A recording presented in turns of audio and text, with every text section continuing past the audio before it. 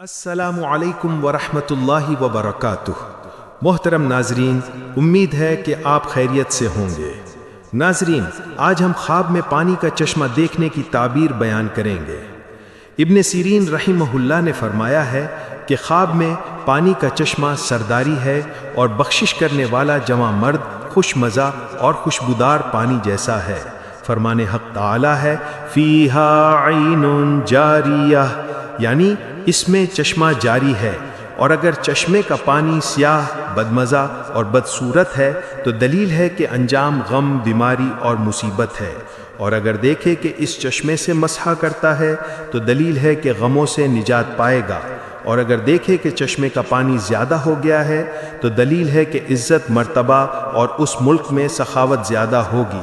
اگر دیکھے کہ چشمے کے پانی میں نقصان آ گیا ہے تو اس کی تعویل اول کے خلاف ہے، اور اگر دیکھے کہ چشمے کا پانی خشک ہو گیا ہے تو دلیل ہے کہ کوئی سخی سردار اس ملک سے رحلت کرے گا۔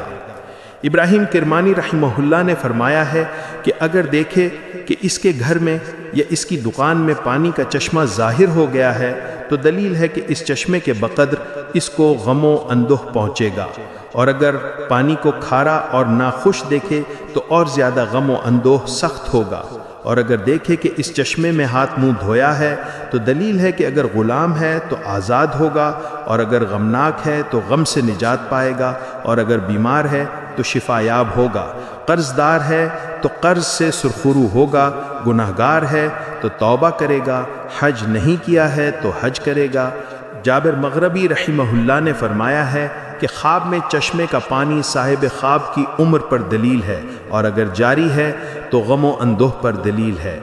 جعفر صادق رحمہ اللہ نے فرمایا ہے کہ خواب میں چشمے کا پانی دیکھنا 5 وجہ پر ہے۔